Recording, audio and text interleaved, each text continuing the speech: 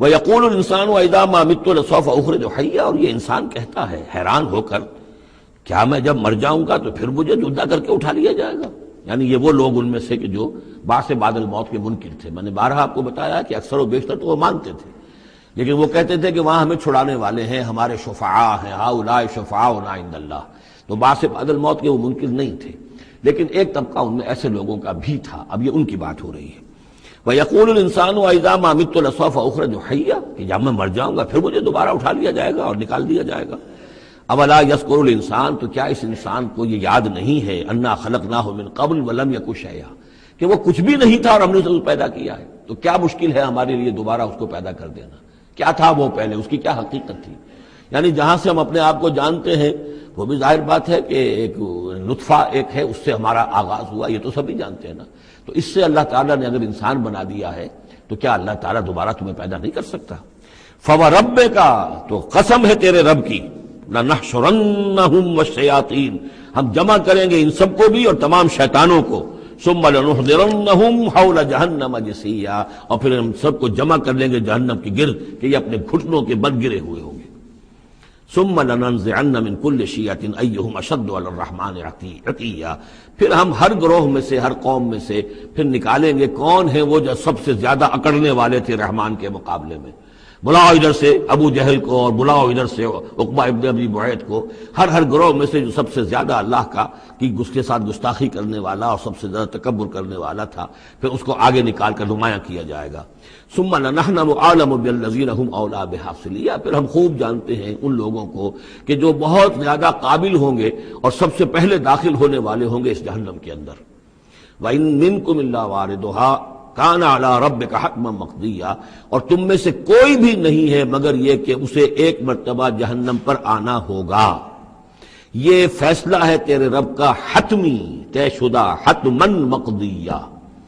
اس کا جو مفہوم سمجھا گیا ہے میں اسے اتفاق کرتا ہوں کہ اصل میں وہ پل صراط جس کا تذکرہ جو ہے آئے گا سورہ حدید میں بھی اور پھر سورہ تحریم میں بھی، جس کو ہم پل صراط کہہ دیتے ہیں. الصراط ہے وہ، یہی صراط مستقیم جس پر ہم چل رہے ہیں.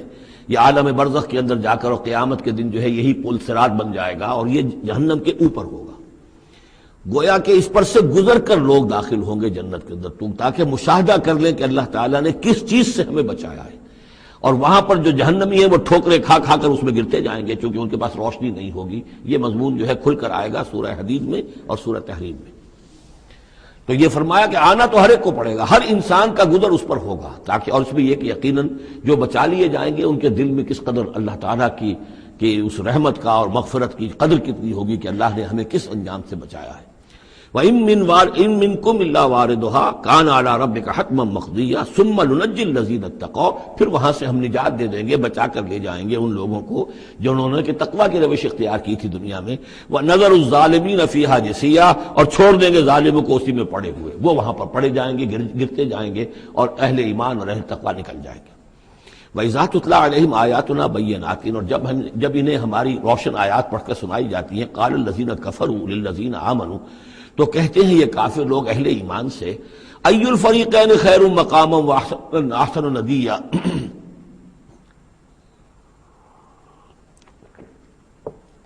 دونوں جماعتوں میں سے، دونوں گروہوں میں سے کن کے مکان و مقام بہتر ہیں اور کن کی مجلسیں بہت اچھی ہیں.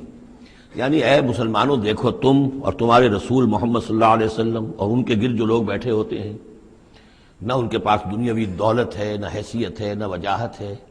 ایک ہم ہیں، دیکھو ذرا ابو جہل کی مجلس جا کے دیکھو کتنی آباد ہے، بڑے بڑے چودھری لوگ آ کر اس کے پاس بیٹھتے ہیں. ذرا کہیں جا کر ولید بن مغیرہ کی چوپال دیکھو، اس کی چوپال جو ہے اس کی کیا شان ہے. تو یہ وہی بات جو کہ ہم سورہ کہف میں پڑھائے ہیں، جو دو افراد کے مابین مکالمہ ہوا تھا کہ اس نے کہا تھا کہ میرے پاس مال زیادہ، انا اکثر منک مالا واعز نفرا. اسی طرح انہوں نے کہا کہ ای الفریقین خیر مقاما واحسن ندیا. یہ دو گروہ دیکھ لو تمہارے سامنے ہیں، ایک معلوم ہوتا ہے کہ مفلس ہیں، کلاش ہیں، غلام لوگ ہیں، ان کے ساتھ بیٹھے ہوئے ہیں، بلال بیٹھا ہوا ہے، وہاں وہ ابو فقی بیٹھا ہوا ہے، یہ جو عمار ہے اور یہ فلاں ہے اور یہ یاسر ہیں، یہ لوگ ہیں. ادھر جا کر دیکھو وہ کتنی سج دھج کے ساتھ، شان و شوکت کے ساتھ ان کی محفلیں ہیں، کیا کچھ ساز و سامان ہے، کیسے قالین بچھے ہوئے ہیں. ای الفریقین خیر مقاما واحسن ندیا. وَكَمْ أَهْلَكْنَا قَبْلَهُم مِّن قَرْنٍ، اور ہم نے ان سے پہلے کتنی ہی قوموں کو ہلاک کیا ہے، ہم احسن اساسا وریا، وہ ان سے بھی کہیں بڑھ کر تھے اپنے اساس البیت، اساس جس کو ہم اثاثہ کہتے ہیں، ساز و سامان میں اور نام و نمود میں، شان و شوکت میں، ریا، ان کی شان و شوکت ان سے بھی کہیں بڑھ کر تھی، اور وہ ہلاک ہوئے۔ قوم عاد اور قوم سمود یہ سب کا، اور قوم شعیب۔ قل من کان فی الضلالۃ فلیمدد لہ الرحمن مدا، اے نبی ان سے کہہ دیجئے جو شخص بھی ضلالت میں، گمراہی میں ہے، تو اللہ کا یہ طریقہ ہے، قاعدہ ہے کہ اللہ تعالیٰ اسے پھر اور ڈھیل دیتا ہے، رسی دراز کرتا ہے، اس کو اور نعمتیں دے دیتا ہے۔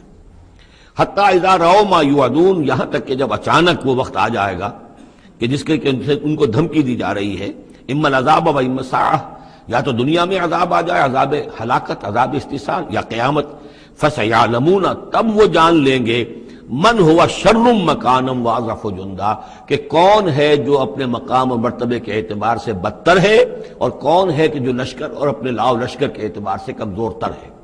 اس وقت پتہ چلے گا کہ محمد زیادہ طاقتور تھے صلی اللہ علیہ وسلم، یا ابو جہل زیادہ طاقتور تھا۔ آخرت میں جا کر حقیقت کھل جائے گی۔ اس وقت تو یہ ایک سراب ہے، نظر آ رہا ہے، ایک ڈرامہ ہے، کھیل ہو رہا ہے، حقیقت جو ہوگی وہ منکشف ہو جائے گی اس دن۔ وَيَزِيدُ اللَّهُ الَّذِينَ اهْتَدَوْا هُدًى، اور اللہ تعالیٰ ان لوگوں کی ہدایت میں اضافہ کرتا ہے جو ہدایت کی راہ اختیار کرے۔ اللہ بڑھاتا ہے ان لوگوں کو ہدایت میں کہ جنہوں نے ہدایت اختیار کی۔ والباقیات الصالحات خیر عند ربک ثوابا وخیر مردا، اور یقیناً نیک باقی رہنے والے تو وہ نیک عمل ہے۔ یہ مال و دولت باقی رہنے والا نہیں ہے، یہ تو یہیں کی شے یہیں رہ جائے گی۔ باقیات الصالحات، بقا اگر ہے، دوام ہے انسان کے ساتھ، اس عالم آخرت میں جانے والی کوئی شے ہے تو باقیات الصالحات ہے، وہ تو نیک کام ہے۔ خیر عند ربک ثوابا، وہ یقیناً تیرے رب کے نزدیک بہت بہتر ہیں بدلے کے اعتبار سے بھی، وخیر مردا، اور اس اعتبار سے بھی کہ لوٹ کر جایا جائے ان کے پاس۔ جب ہم وہاں پہنچیں گے ہمیں اپنے اعمال جو ہیں وہ منتظر ملیں گے، ان کی جزا، بلکہ یہ کہ کہا جائے گا یہ تمہارے اعمال ہی ہیں، ان کی شکل بدل گئی ہے۔ افرأیت الذی کفر بآیاتنا وقال لأوتین مالا وولدا، تو کیا تم نے دیکھا اس شخص کو جو ہماری آیات کا تو کفر کرتا ہے اور کہتا ہے مجھے تو لازماً ملے گا، مال بھی ملے گا اور اولاد بھی ملے گی۔ یہ وہی بات سمجھ لیجیے سورہ کہف میں آ چکی ہے کہ اس نے کہا تھا وَلَئِن رُدِدتُّ إِلَىٰ رَبِّي لَأَجِدَنَّ خَيْرًا مِّنْهَا مُنقَلَبًا، تم جو ہو جوتیاں پھٹکار رہے ہو یہاں پر بھی، تمہیں وہاں بھی کچھ نہیں ملنا۔ اگر واقعی آخرت ہو ہی گئی، اول تو مجھے گمان نہیں، میں نہیں سمجھتا کہ وَمَا أَظُنُّ السَّاعَةَ قَائِمَةً وَلَئِن رُدِدتُّ إِلَىٰ رَبِّي لَأَجِدَنَّ خَيْرًا مِّنْهَا مُنقَلَبًا، تو مجھے وہاں پر بھی اچھا ہی ملے گا جیسے یہاں اچھا ملا ہوا ہے۔ وہی اسی طرح یہ ہے کہ ان کا ہمیں تو وہاں پر بھی ملے گا، آخرت میں بھی بہت سا مال بھی ملے گا، اولاد بھی ملے گی۔ اطلاع الغیب، یہ دنیا بھی مراد ہو سکتی ہے لیکن میرے نزدیک آخرت ہی مراد ہے۔ اطلاع الغیب، کیا وہ غیب پر مطلع ہو چکا ہے، اس نے جھانک کر دیکھ لیا ہے غیب کو؟ ام اتخذ عند الرحمن عہدا، یا وہ کوئی رحمان سے عہد لے چکا ہے، پکا قول و قرار لے چکا ہے، جس پر اس یقین سے کہہ رہا ہے کہ اسے تو مال بھی ملے گا اور اولاد بھی ملے گی۔ کلا، ہرگز نہیں۔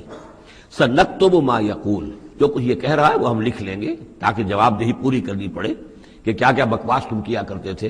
وَنَمُدُّ لَهُ مِنَ الْعَذَابِ مَدًّا، اور پھر عذاب کے اندر ہم اس کے اضافہ کرتے چلے جائیں گے، عذاب کو اس کے لیے کھینچتے چلے جائیں گے۔ وَنَرِثُهُ مَا يَقُولُ، اور جو کچھ وہ کہہ رہا ہے اس کے وارث تو ہم ہوں گے، سارا مال دنیاوی سامان جو بھی کچھ ہے وہ تو ہماری وراثت میں آ جائے گا۔ وَيَأْتِينَا فَرْدًا، اور وہ جب آئے گا ہمارے سامنے ہماری عدالت میں پیش ہونے کے لیے تو ایک فرد کی حیثیت سے آئے گا، نہ اولاد ساتھ ہوگی، نہ مال، نہ خدم، نہ حشم، نہ قوم، نہ ہم نشین، نہ حاشیہ نشین، کوئی نہیں ہوگا۔ وَاتَّخَذُوا مِن دُونِ اللَّهِ آلِهَةً، انہوں نے اللہ کے سوا کچھ اختیار کر لیے ہیں اپنے معبود، لِيَكُونُوا لَهُمْ عِزًّا، تاکہ وہ ان کے مددگار بنے، ان کے لیے سہارا بنے، پشت پناہ بنے، اللہ کے ہاں انہیں کچھ چھڑا سکے عذاب سے۔ کلا، ہرگز نہیں۔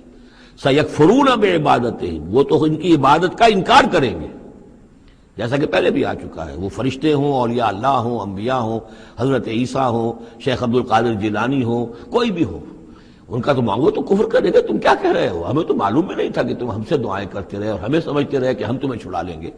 سَيَكْفُرُونَ بِعِبَادَتِهِمْ، وہ انکار کریں گے ان کی عبادت کا۔ وَيَكُونُونَ عَلَيْهِمْ ضِدًّا، اور وہاں ان کے مخالف ہوں گے، انہیں وہاں پر پروسیکیوٹ کروائیں گے۔ أَلَمْ تَرَ أَنَّا أَرْسَلْنَا الشَّيَاطِينَ عَلَى الْكَافِرِينَ تَعُزُّهُمْ عَزًّا، کیا تم نے دیکھا نہیں کہ ہم کافروں پر شیاطین کو بھیجتے رہتے ہیں؟ یعنی یہ کہ یہ شیاطین جن جو ہیں یہ ان پہ حملہ آور ہوتے رہتے ہیں اور انہیں خوب ابھارتے رہتے ہیں گناہوں کے اوپر، اور انہیں اور سرکشی کے اوپر آمادہ کرتے رہتے ہیں۔ وجہ کیا ہے کہ خود انہوں نے شیطان کی رفاقت کو اختیار کی ہے۔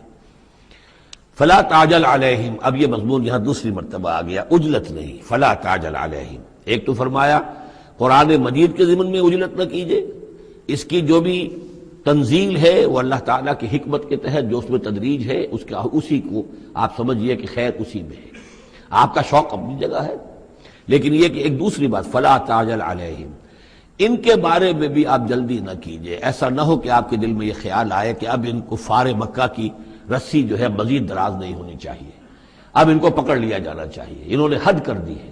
جس طریقے سے کہ حضور کو زج کیے ہوئے تھے وہ ہم دیکھتے چلے آ رہے ہیں سورہ انعام سے، لیکن اے نبی جلدی نہ کیجیے۔ فلا تعجل علیہم، ان کی مخالفت، علی یہاں پر آ رہا ہے، فلا تعجل علیہم انما نعد لہم عدا، ہم ان کی پوری گنتی کر رہے ہیں، ایک ایک عمل ان کا لکھا جا رہا ہے، ہر چیز کا ان کو جواب دہی کرنی ہوگی، ہر چیز کی ان کو سزا مل جائے گی، لیکن یہ کہ ہمارے ہر کام کے اندر جو بھی فطری تدریج ہے، جو اس کی جو توقیت ہے، اس کا جو نظام ہم نے بنا رکھا ہے وہ اسی کے مطابق ہوگا۔